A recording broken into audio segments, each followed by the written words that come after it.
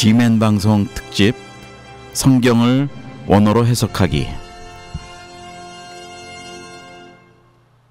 네, 안녕하십니까? 예, 저희는 하나님의 말씀을 기준으로 사는 우리 크리스천 성도들이 삶의 기준이 말씀인 것을 우리는 압니다. 그러나 또 성경의 말씀이 각 나라 방언으로 번역이 되고 또 전달이 되면서 때로는 그 성경의 원어의 의미가 또 퇴색이 되기도 하고 또 잘못 번역이 되기도 하는 것을 저희가 압니다. 그래서 우리가 하나님 말씀대로 사는 것이 중요한 것은 알지만 또 하나님의 말씀을 또 제대로 그 의미를 해석하고 따르고 배워야 되는 것도 중요하다고 봅니다. 그래서 오늘은 우리 성경을 원어로 해석하기에 전문가이신 우리 이정웅 목사님 모시고 성경을 어떻게 하면 원어로 우리가 해석을 할 수 있을까 하는 것을 좀 더 오늘은 좀 입문 과정으로 한번 좀 상담을 해보겠습니다. 그래서 우리 이정웅 목사님께서는 현재 프로스 원어 성서원 원장님으로 이 사역을 감당하고 계십니다. 예, 이 목사님 안녕하세요. 예, 안녕하세요. 네, 반갑습니다. 예, 반갑습니다. 네. 예, 우리 아마 이 방송을 들으시는 분들이 지금 그 생소할 수도 있고 그럴 텐데요. 우리 목사님 본인 소개하시고 또 우리 성서연구원 프로스 원어 성서원에 대해서 좀 간략하게 소개도 해주시고 인사 말씀 좀 해주시죠. 예, 반갑습니다. 금방 소개받은 이정웅 목사입니다.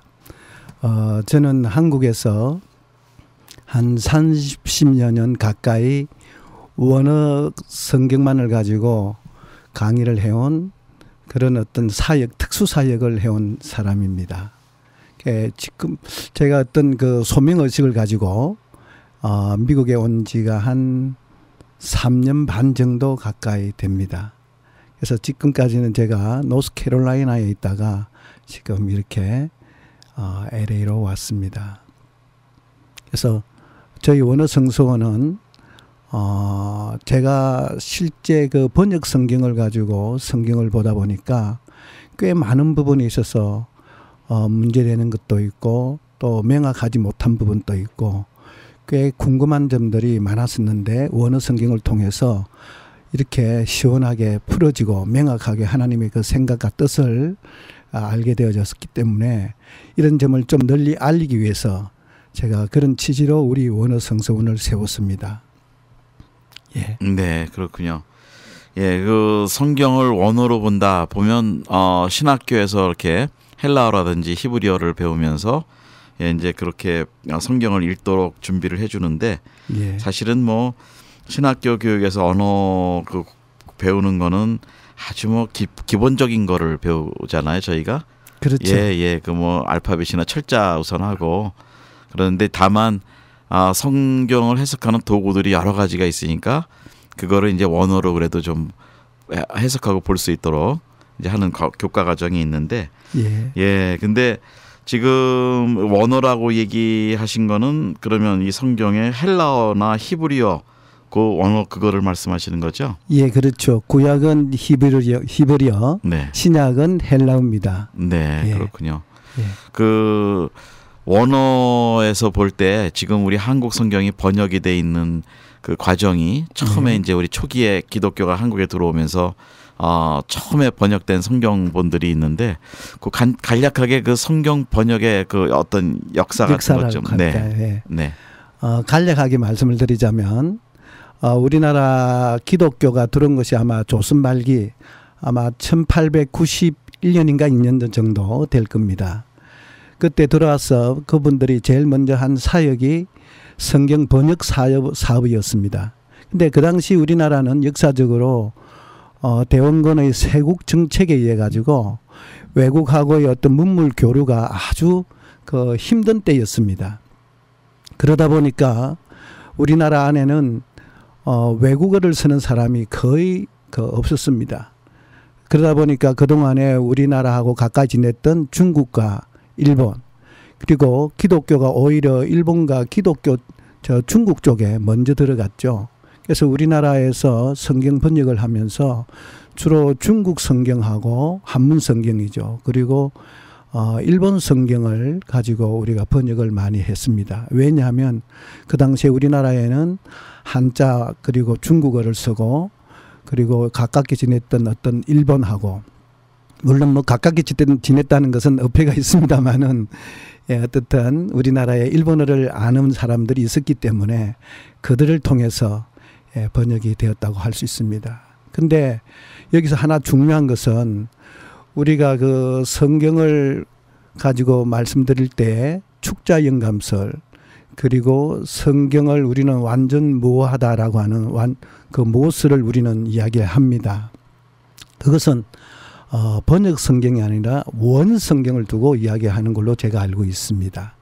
근데 그 성경조차도 우리가 베드로 그 후서 1장 20절 21절이라든지 디모데후서 3장 15, 16절을 통해서 보면은 하나님께서 그 성령이 충만한 사람들에게 그 말씀을 주어서 그것을 받아서 기록한 것으로 기록이 되어 있습니다. 기록이 되어 있는데 근데 그 받아 쓰는 것도 그렇게 그 성령이 충만한 사람들을 통해서 이렇게 기록을 했는데 번역을 한다면 아마 그 몇 배로 더 성령 충만한 사람이 아마 거기에 참여가 되어야 되지 않았나 하는 생각을 합니다.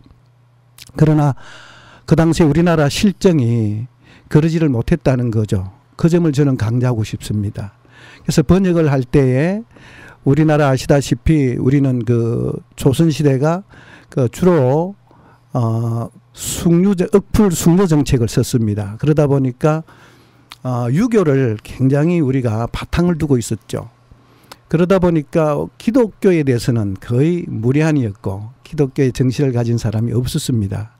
그러다 보니까 이 받아서 기록한 것이 아니라 번역할 때는 정말 말씀을 받아서 성령이 충만한 사람들이 거기에 동참이 되어야 하는데 그러지 못한 사람들에 의해서 번역이 되다 보니까 굉장히 처음부터 문제가 많았다는 것을 제가 말씀을 드리고 싶습니다. 그래서 그동안에는 우리가 어떻든 잘 알지 못하고 그 번역 성경을 가지고 잘 이렇게 신앙생활을 해왔는데 아마 1970년 후반으로 오면서 우리도 많이 그 기독교 교계에 아주 머리가 좋으신 분들이 해외로 나가서 많이 신학을 공부하고 와서 이렇게 보니까 번역의 문제가 꽤 많았다는 것이죠. 그래서 그때부터 솔솔찮게 번역에 문제가 있다는 것을 거론을 했습니다.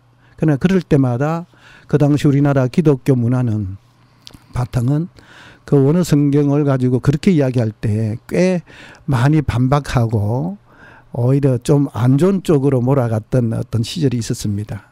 그러나 지금은 아시다시피 이렇게 방송까지 할 수 있는 그래서 번역 성경에 문제가 있다고 하더라도 그걸 이상하게 받아들이지 않고 참 그랬다라고 하는 그래도 긍정적으로 받아들이는 문화가 생겼다는 것은 대단히 감사하고 고마울 따름입니다. 예. 네. 그러면 지금 우리 한국 성경이 이제 또 여러 번 새롭게 개혁이 되고 예. 또 번역이 됐었잖아요. 예, 그렇죠. 네. 그럼 지금 우리 번역된 이제 최근에 번역된 한국어 성경하고 그 원어하고 좀 특징적으로 좀 이렇게 번역이 미숙했다든지 예. 좀 고쳐져야 될 부분이 뭐 예로 든다면 어떤 부분들이 있을까요? 예, 좋은 질문이십니다. 사실 우리가 번역되어진 성경만 하더라도 저희 어릴 때는 정말 성경의 1.1획을 따졌고 번역되어진 이 성경에다가 더 뭐 한 점 더하거나 빼면 그는 뭐 정말 마귀 새끼라고 하는 소리까지 듣고 저는 신앙생활을 해왔습니다. 그러나 사실 우리 기독교에 있어서 그 성경 형성사를 보면 꽤 많은 어떤 수정 보완이 되어져 왔습니다. 그런 걸 따진다면 참 그런 말들이 1.1획이란 말에 대해서 꽤 오히려 좀 문제가 있지 않나 하는 생각이 날 만큼 형성사를 보면 문제가 많았습니다. 그래서 지금은 현재 우리가 쓰고 있는 성경은 다들 아시다시피 대한성서공회에서 주장을 해서 지금 우리가 보고 있습니다. 그런데 지금 분위기는 또 한국 분위기는 번역에 꽤 문제가 있었기 때문에 성수공회에서 주도하는 것이 되지 못하고 각 교단별로 해서 지금 번역 작업이 이루어지고 있는 걸로 제가 알고 있습니다. 그래서 잘못하면 앞으로 우리 평신도들이 꽤 이런 부분에 대해서 혼란을 가질 수 있는 부분이 되지 않나 하는 생각을 합니다.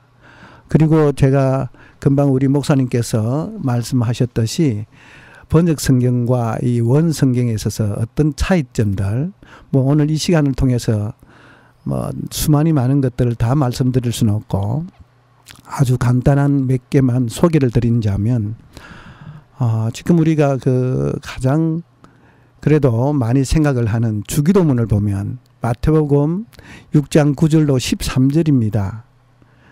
그런데 거기에 보면은 11절에서 우리에게 일용할 양식이라고 하는 단어가 나옵니다. 그래서 우리는 그것을 흔히들 어떤 분들은 우리가 날마다 우리 입으로 들어갔다 들여놓는 그런 양식으로 생각을 하고 그것도 하루하루 우리가 먹을 수 있는 양식, 또 어떤 분들은 또 그것을 어떤 영적인 양식이라고까지 하시는 분도 있습니다. 그러나 그것이 무엇이 되든 원어 성경은 그것을 에피우시온이라고 하는 일용한을 에피우시온이라는 단어를 씁니다. 그 단어를 분석해 보면은 에피라는 전치사와 우시온이라고 하는 현재 에임이 분사를 가지고 있습니다. 현재 에임이라는 동사는 우리가 영어에서 이야기하는 비동사 is 동사입니다. 그래서 에피라고 하는 전치사는 위에 있는 또는 온전한 이런 뜻을 가집니다. 특히 동사와 합성이 될 때는 더더욱 그렇게 우리가 씁니다. 그리고 에이미가 있다고 하는 그런 뜻을 가지고 있기 때문에 우리가 그 합치면은 위에 있는 또는 온전한 온전히 계시는 있는 이런 어떤 의미를 가지고 있습니다. 그래서 양식이라는 단어도 아르토스라는 단어를 써서 그걸 떡으로 우리는 주로 번역이 되어져 있습니다.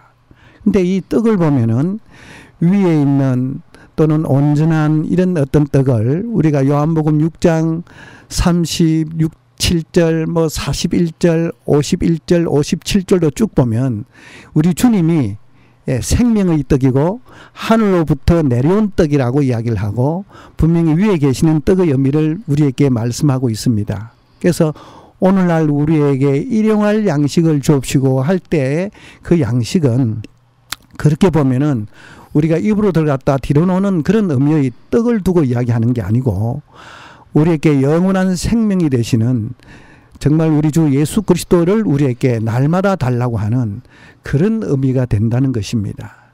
그러니까 꽤 우리가 일용안에 대해서 좀 더 정확하게 원어를 가지고 이렇게 번역을 하자면 그런 의미가 생긴다는 거죠.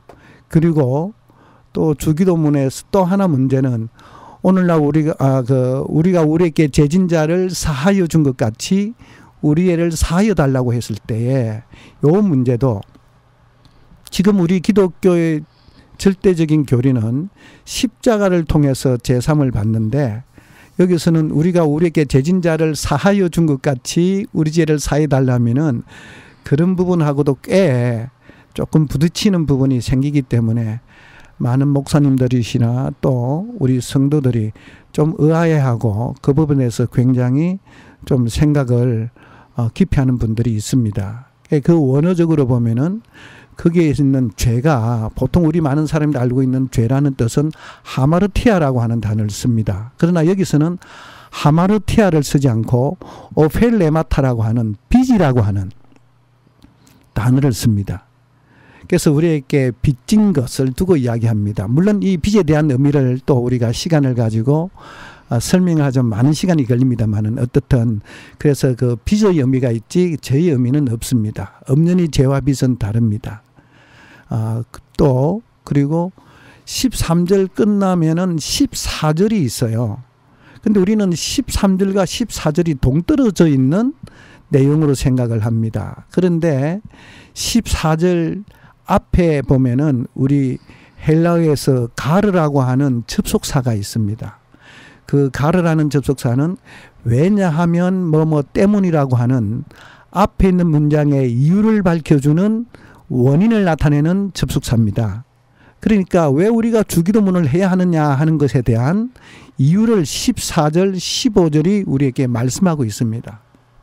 그래서 우리가 사람들의 과실을 용서하면 너희 천부께서도 너희 과실을 용서하려니와 과실을 용서치 아니하면 우리 천부께서도 용서하지 아니하실 것이기 때문이다라고 하는, 그래서 우리는 주기도문을 해야 된다고 합니다. 이렇게 보면은 주기도문은 우리가 예배할 때 어떤 형식적으로 주문 외우듯이 외우는 사건이 아니고 말씀이 아니고 우리가 꼭 우리가 행동으로 우리의 어떤 신앙의 삶으로 살아내야 하는 그런 의미로 기록된 것을 분명히 알 수가 있다는 것입니다. 이렇게 많은 부분들이 있는데 이렇게 하나하나 하는 것보다도 오히려 제 생각에는 번역 성경과 원 성경에서의 어떤 몇 가지 어떤 그 오류가 나타나는 그 부분들을 제가 한 3가지로 분류해서 좀 말씀을 드리려고 합니다. 예, 그러시죠. 네. 어떻게 차이가 나느냐 하면 첫째, 문법적인 부분에 의해서 차이가 있습니다. 그러니까 헬라어가 가지고 있는, 즉 히브리도 마찬가지죠. 지금 뭐 이야기하다 보니까 신약만 가지고 이야기를 하게 됐습니다만은 신구약이 다 가지고 있는, 물론 히브리와 헬라어 자체도 서로의 문법 체계가 다릅니다. 그리고 특히 더더욱 헬라어와 우리나라의 어떤 문법 체계는 더더욱 다르고요. 그러니까 문법 체계가 다르기 때문에 그 문법 체계를 가지고 우리가 온전히 해석해내기라는 것은 불가능합니다. 비슷할 수는 있지만은 딱 그럴 수는 없습니다. 그래서 그런 문법적인 어떤 그 오류에 의해서 생기는 번역의 오류가 있을 수 있고요. 두 번째는 우리가 단어를 쓰는 데 있어서 금방 주기도문에서도 제가 말씀을 드렸듯이 그 빚을 우리는 죄라고 하는 의미로 해석을 합니다. 그래서 어떤 단어를 우리가 잘못 썼기 때문에 잘못 쓴 그런 오류가 있고요. 또 하나는 금방 또 주기도문에서 제가 그 말씀을 드렸습니다. 우리 번역 성경에 보면은 가르라고 하는 이런 접속사, 아주 중요한 단어들이 중간중간에 빠져 있는, 해석을 할 때 누락되어 있는 부분이 많습니다. 그래서 이런 어떤 크게 보면은 이런 큰 3가지 정도가 우리가 번역을 하는데 정말 깊이 논해야 하고 깊이 생각을 해야 될 부분들인데도 불구하고 그런 부분에 있어서는 굉장히 번역 성경에 있어서 조금은 문제가 있다라고 우리가 충분히 생각할 수가 있습니다. 네. 뭐 3가지 말씀해 주셨는데 성경에 그 번역하다 보면 문법적으로 또 단어적으로 뭐 접속사라든지 이런 것들이 이제 문제가 돼서 빠져서 뜻이 번역이 올바로 안 된다 그러셨는데, 우선 중요한 거를 좀 하나 여쭤보면 우리 성경에 나오는 하나님의 그 공급하심, 뭐 하나님의 그 예비하시고 또 우리 자녀들을 축복하시고 또 삶에도 필요한 것들을 공급하시는 것이 성경에 계속 나와 있고 또 그 예가 많은데요. 저희들 성경을 보다 보면 잘못하면 이게 또 기복신앙으로, 미국 신앙에 지금 큰 그 오류 중에 하나가 그동안 그 번영 신학이라고 그래서 물질적 번영이 하나님의 축복이다 이렇게 이제 많이 얘기해서 뭐 여기서 유명한 그 조엘 오스틴이라든지 그런 많은 교회들이 그쪽으로 이렇게 해서 크기도 하고 그랬는데, 또 한국 교회도 마찬가지고요. 그래서 뭐 시대에 따라서 어려울 때는 기복 신앙이, 어떤 때는 하나님이 진짜 이렇게 필요할 때는 도와주시지만, 이 부분에 대해서는 성경에서는 어떻게 그 원어적으로 해석을 할 수 있나요? 아주 좋은 질문이십니다. 저도 그런 부분에 대해서 굉장히 가슴 많이 아파하고 있는 실정입니다. 왜냐하면 정말 우리가 그 금방 목사님께서 말씀하셨듯이 우리 현재 기독교의 분위기가 굉장히 기복적인 그런 어떤 분위기가 굉장히 만연되어져 있습니다. 그러다 보니까 이 세속주의하고 같이 이게 협력이 돼가지고 더더욱 우리가 잘못하면, 자칫하면, 물론 구원 때문에 우리가 이 신앙을 가져야 함에도 불구하고 잘못하면 세상 축복만을 잘못하면 논하는 그런 어떤 기독교가 된다면 굉장히 추격이 전도돼 버린 그런 요소가 된다고 저는 생각을 합니다. 근데 그런 이유가 어떻게 보면 성경의 번역 속에서도 충분히 이야기될 수 있는 요소가 있더라는 거죠. 예를 들면 우리가 마태복음 7장 7절부터 보면은 구하라 그러면 주실 것이요, 찾으라 그러면 찾을 것이요, 두드리라 그러면 열릴 것이라고 하는 말씀이 쭉 이렇게 있습니다. 물론 우리 그 결론에 나오는 부분을 가지고 우리는 그 뭐 기독교의 황금률이라고 하나요? 하는데 거기 보면은 구하는 자에게 할 때 보면은 원어가 빠져 있어요. 그를 구하라, 구하라 하는 단어에 보면은 그를 구하라고 하는 그를 한 아우톤이라고 하는 그런 단어가 주님을 의미하는 단어가 있는데 그게 누락되어 있어요. 그것과 아울려서 요한복음 14장 13절 14절에 보면은 그런 말씀이 있습니다. 무엇이든지 너희들이 구하면 내가 시행하리라 라고 하는 말씀이 있죠. 거기서도 보면은 무엇이든지라고 하는 말로 번역이 됐는데 여기에 나타나는 무엇이든지는 무엇이든지가 아니고 T라고 하는 어떤 그 부정대명사를 쓰고 있습니다. 그래서 이 뭐라 그럴까요? 원저자이신 하나님은 그 T를 조금 전에 마태복음 7장에서 논했던 아우톤 그를 구하라는 의미를 가지고 있습니다. 그런데도 우리는 그것을 무엇이든지라고 하는 의미로 해석을 하는 바람에 우리가 정말 성경적으로 무엇이든지 구해로 되는 것이냐 되어버렸기 때문에 아마 더더욱 이런 부분을 통해서 기복신앙이 더욱더 우리가 만연되어진 거 아닌가 하는 그런 생각을 해봅니다. 그래서 이런 걸 하나하나 네. 제대로 고친다면, 성경대로 돌아간다면, 원어 성경대로 돌아간다면 많은 기복신앙들이 잦아들고 네. 오히려 그래 되지 않겠나 생각합니다. 그러니까 뭐 이 구절이 아니라도 성경에는 하나님이 하나님의 자녀들의 필요를 채우시고 공급하신다는 그런 약속들은 뭐 분명히 네. 있죠. 그렇죠. 네, 네. 꼭 이 말씀을 사용하지 않아도 죄송합니다. 예, 충분히 저희가 이제 할 수 있는데 또 하나는 이제 이런 말씀들을 보면서 그 헬라어에서 표현할 수 있는 단어와 또 한국어에서 표현할 수 있는 단어가 서로 제한이 돼 있기 때문에 그렇죠. 예, 그래서 그 단어를 뭐 그대로 원래 의미대로 해석하기가 어려운 부분도 좀 있지 않았을까 생각이 들어요. 그렇죠. 네. 당연히 굉장히 문제가 많습니다. 제가 보면 이 신약 헬라어는 사전에서 보면은 단어 수가 약 한 5,600여 개가 됩니다. 근데 우리 신약 성경은 우리나라 말로는 엄청나거든요. 네. 그러니까 그게 1대1로 대응을 할 수가 없습니다. 1대1로 네. 이렇게 번역이 불가능하다는 거죠. 네. 그러다 보니까 저희가 더더욱 원어 성경을 가지고 성경을 우리가 봐야 한다라고 하는, 꼭 우리 목사님들 또 우리 성도들도 성경을 이제 깊이 보실 분들은 꼭 그 원어 성경을 먼저 참작하시고 그러고 나서 그 대조를 해서 좀 깊이 생각하시면서 보시는 것이 좋을 것 같다라고 생각을 합니다. 네. 예. 그러면 이제 그 원어 성경을 볼 수 있다면 뭐 기초적으로 헬라어를 공부를 하거나 히브리어를 공부를 해야 될 텐데 해야 예. 된다고 생각이 드는데요. 예. 그런 거에 대해서 우리 성도님들이나 또 목사님들도 이제 신학을 끝나신 지가 아주 오래되면 사실 알파벳도 다 잊어버렸거든요. 그렇죠. 뭐 사실은 맞습니다. 저도 그렇습니다. 근데 어떻게 그러면 이 처음 공부하는 분들이 좀 이렇게 두렵지 않게 이거를 시작할 수 있을까요? 글쎄요, 저도 신학을 했고 지금도 아마 대부분의 신학들이 제가 알고 있기로는 기존 우리가 그 문법책을 가지고 먼저 입문을 합니다. 근데 기존 그 우리 문법책들은 대부분 그 뭐 동사를 가지고 이야기한다면 꼴 변화를 외워야 합니다. 뭐 아닌 말로 토투, 토토, 테테스, 테텐 이건 명사입니다만은 OSA, 오멘, 에테, 우시라든지 이런 식으로 꼴 변화를 가지고 저도 수없이 외웠습니다. 그러다 보니까 조금 시간 지나면 또 깡그리 잊어버리고, 네. 잊어버리고 이렇게 되어져 왔습니다.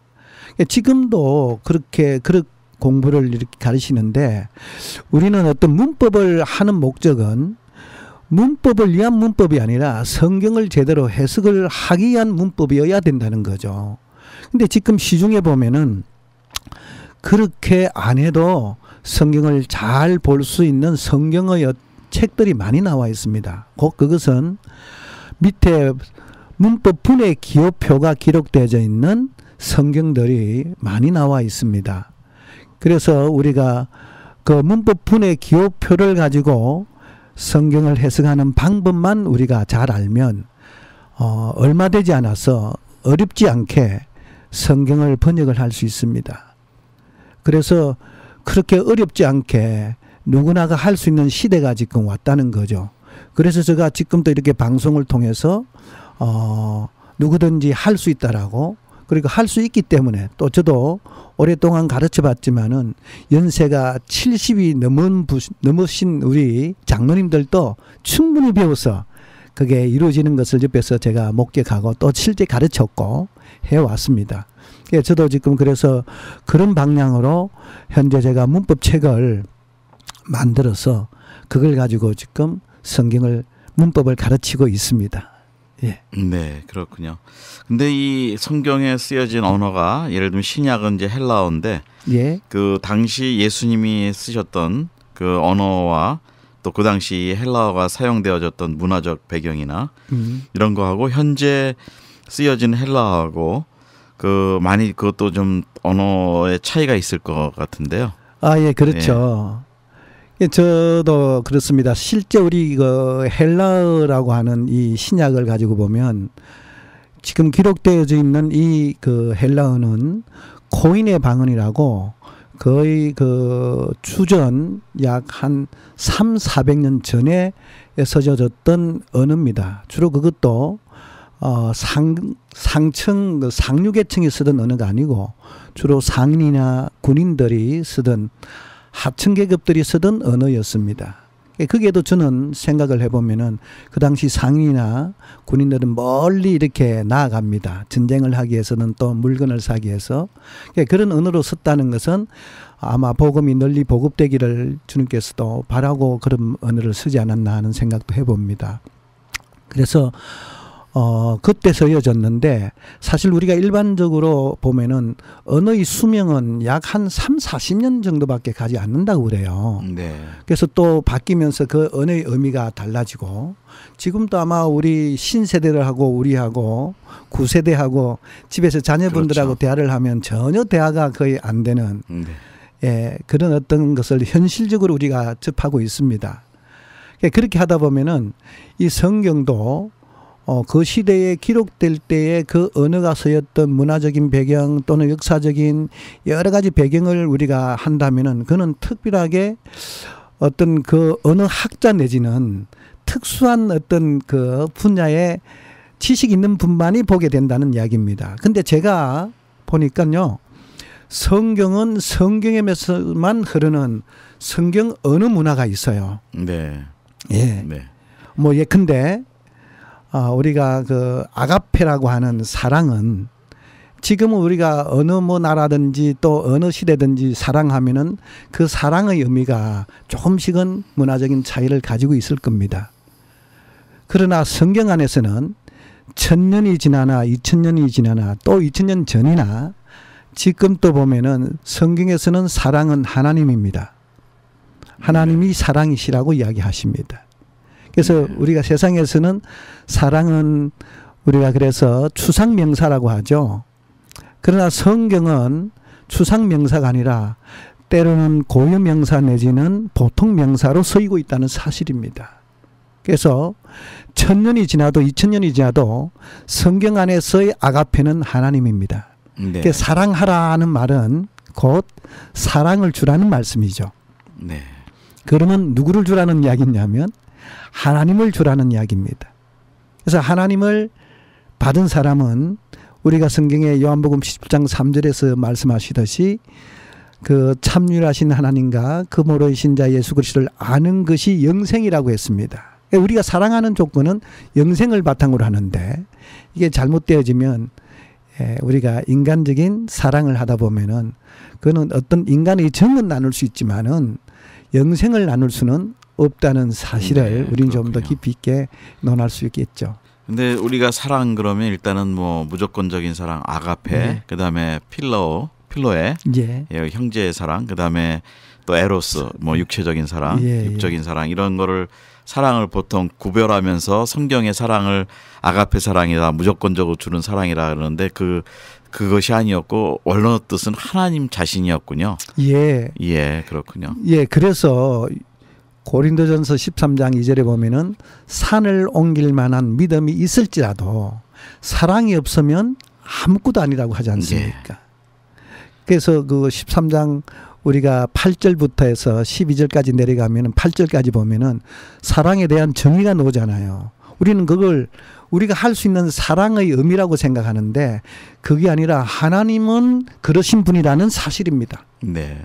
근데 그 구절을 되게 보면 우리는 그 아가페 사랑에 대해서 많이 설교를 하죠. 그 고린도서 13장에 나오는 사랑은 그런데 그게 원어로 보면 사랑이라는 단어가 하나님과 연결이 되는 거 하나님이군요. 그렇죠. 네. 금방 또 우리가 문맥상으로 보면 자 산을 옮길 만한 믿음이 있다 할지라도 사랑이 없으면 아무것도 아니라 그랬는데 진짜 우리가 믿음이 있는데도 불구하고 사랑을 우리가 일반적인 그런 사랑이라고 한다면은 그 사랑은 예수 안 믿는 사람들도 할 수 있고 누구나 어떤 종교에서 할 수 있습니다. 그렇다면은 그 사랑 충분히 그 사랑만 가지고도 우리가 믿음, 소망, 사랑 그중에 제일 있는 사랑이라고 한다면은 잘못하면 엉뚱한 사람들도 구원을 받을 수 있는 그런 요소가 생긴다는 거죠. 네, 그렇군요.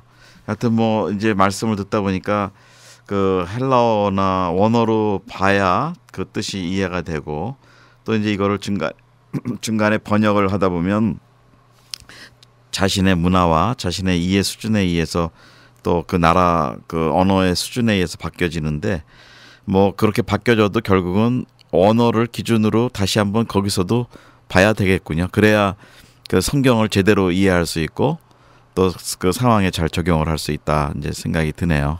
그렇죠. 그래서 이 성경은 유일무이하고 아무도 더하거나 뺄 수가 없이 아마 하나님께서 이 세상 보존해 두시는 그날까지 우리는 가질 수밖에 없습니다.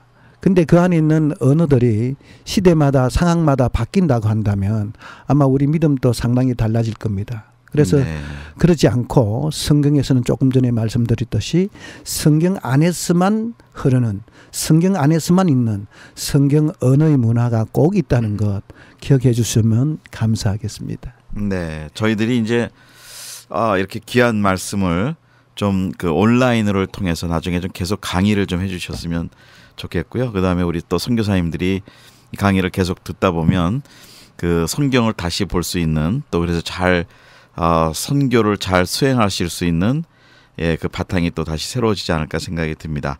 이번에는 이번 10월 그 20일부터 좀 특별하게 그 오픈 세미나를 하신다는 말씀을 들었는데요. 잠깐 그 소개를 좀 해주시죠. 제가 이 조금 전에 처음에 서두에 말씀드렸듯이 제가 LA에 와서 이제 이런 원어 성경에 대한 사역을 하려고 합니다. 그 전에 제가 먼저 이런 어떤 공부를 하는 부분이 있다는 것을 알리기 위해서 제가 한 복음 방송을 통해서 아마 8일부터 15일까지 광고가 나갔습니다. 그리고 제가 그 복음 방송국에서 16 그리고 17, 23, 24일 날 그러니까 10월 달입니다. 저녁 7시 30분부터 9시 30분까지 목요일, 금요일입니다. 그날이 그때 제가 강의를 하게 돼 있고요. 또 우리 지금 이 방송을 들으시는 우리 목사님 이 세미나실에서 선교 세미나실에서 20일, 21일, 27일, 28일 그러니까 이날은 월요일하고 화요일이 되겠습니다. 그래서 이날은 오전반, 오후반으로 나누어서 오전반은 9시 30분에서 11시 30분, 그리고 오후반은 7시 30분에서 9시 30분까지 제가 강의를 한다라고 지금 계획을 잡고 있습니다. 그래서 많은 분들이 좀 참여해서 이 귀한 말씀을 같이 공유하고 나누었으면 정말 대단히 감사하겠는데, 어떨지 저도 궁금하고 떨리기도 하고 두렵기도 하고 여러 가지 어떤 감정이 만감이 교차됩니다. 네. 이제 뭐 LA 지역에 하나님이 우리 목사님 보내주셔서 우리 교회들과 또 성도님들이 이렇게 새로운 그 말씀을 언어로 해석할 수 있는데 또 좋은 그 축복의 기회가 생긴 것 같습니다. 그래서 감사합니다. 이번에 이 방송을 들으시는 가까이 계신 분들은 좀 한번 꼭 참석을 해주시고요. LA의 그 복음 방송, 그다음에 여기 오렌지 카운티에는 우리 선 미니스트리, 우리 지멘 방송국에서 세미나실에서 이 세미나를 합니다. 여러분 혹시 이 방송을 듣고 관심이 있으신 분들은 우리 목사님 전화번호로 한번 직접 연락을 주셔도 좋을 것 같습니다. 목사님 전화번호가 어떻게 되시죠? 저 세일 번호가 910-584-1231입니다. 그리고 또 하나는 646-357-2276입니다. 네. 감사합니다. 우리 여러분 방송을 들으셔서 오늘은 짧게 시간이 많이 없어서 짧게 그냥 그 소개만 해드렸는데, 본격적으로 공부하고 배워야 된다면 여러분 이 기회를 놓치지 마시고 꼭 좀 연결하시고 찾아가시면 좋겠습니다. 감사합니다. 진행에는 김정한 선교사였습니다. 우리 수고해 주신 이정호 목사님 인사해 주시죠. 정말 이렇게 기회를 주셔서 대단히 감사합니다. 정말 여기에도 우리 원어 성경 붐이 이걸 기점으로 해서 일어났으면 대단히 감사하겠습니다. 먼저 그래서 하나님께 영광을 돌리고 싶습니다. 안녕히 계십시오. 감사합니다. 안녕히 계십시오.